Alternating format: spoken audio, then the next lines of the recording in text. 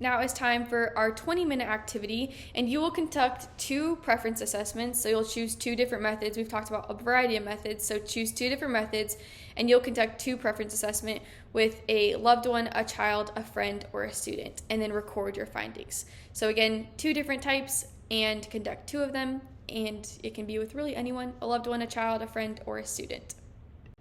This is a quick reminder that preferences are not necessarily reinforcers. So just because something is a preference does not really mean that it can function as a reinforcer. So maybe you prefer goldfish to chips, but that doesn't necessarily mean that goldfish are going to be an effective reinforcer. Or maybe sometimes it's contextual. So maybe sometimes something will be a reinforcer, but as that response requirement increases, all of a sudden it's not going to be a reinforcer. So in a previous workshop, we talked about how $5 might be reinforcing for you if the response is getting up and opening your front door, but if it is running across town, that $5 is no longer going to be reinforcing. So again, this is just really important to think about, because just because we conduct these preference assessments, it might not guarantee that these preferences are going to be reinforcers. We've got another review. So what kind of preference assessment is this an example of? A teacher observes a student in their natural environment and takes data on what they engage with. Is this A, paired stimulus, B, multiple stimulus, C, naturalistic observation, or D, asking the individual? So again, a teacher observes a student in their natural environment and takes data on what they engage with. So I'll give you some time to think about that. If you need to, you can pause the video and come back. If you guys see, you are correct.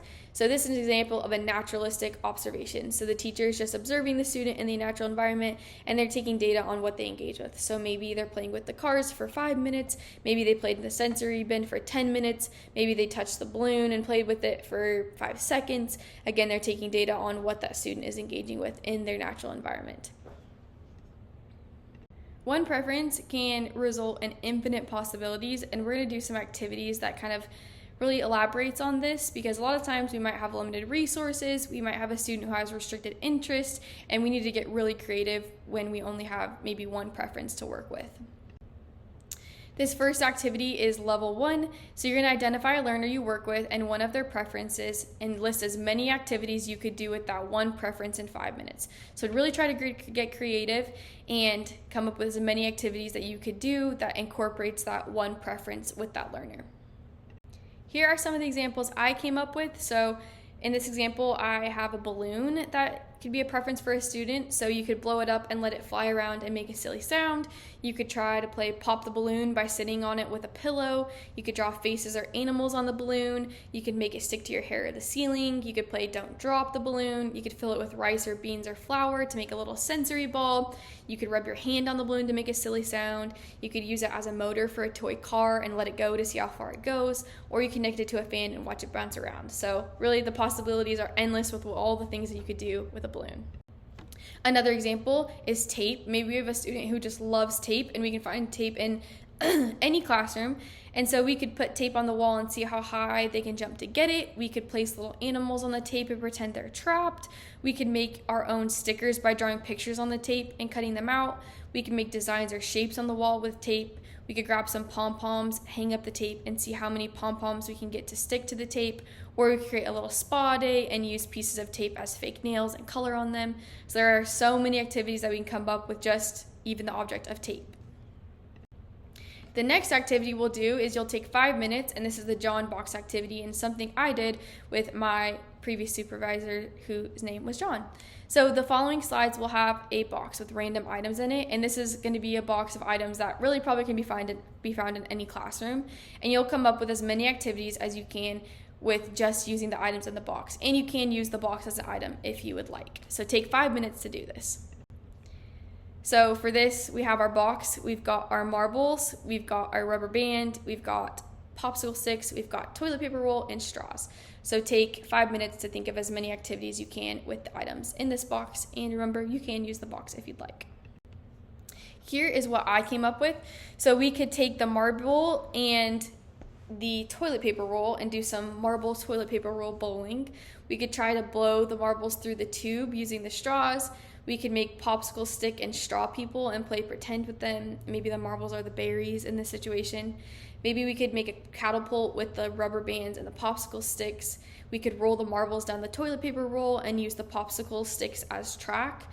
We could use the marbles and the popsicle sticks and play table hockey, or we could shoot the rubber band to try and knock down the standing toilet paper roll. So again, those are some activities I came up with. I'm sure you guys came up with a lot of awesome creative activities yourself, and this kind of just helps us remember that we could use anything to make things fun, and we can get creative with anything that's around us.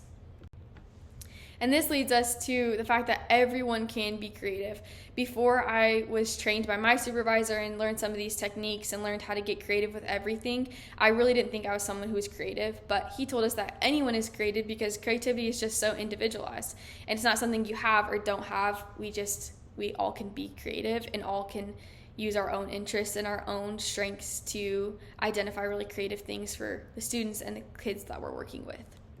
Now we have a 45-minute activity, so you can get on your couch, snuggle with a good blanket, and you're going to read the following article by Reed and colleagues. And afterwards, you're going to reflect in 1 to 2 paragraphs on a situation in the classroom and how you could view the situation using the principles in this article. So a lot of times we see situations, maybe a kid's calling out, maybe your students are talking out in line, and it can be really easy to get frustrated, but this article talks about kind of behavioral economics and some of the principles that may be at play and might give us a little more empathy and context for what is occurring.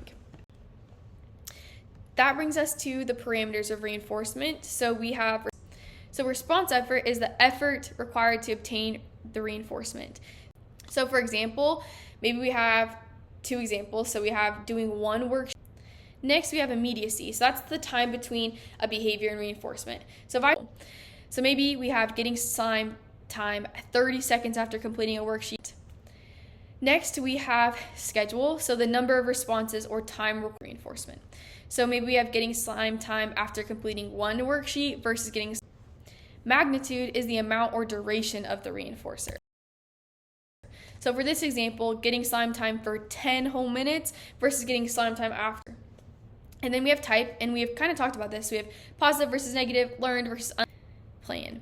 So we have the type, which is getting slime after. Then we have quality, so the individual subjective value of the reinforcer.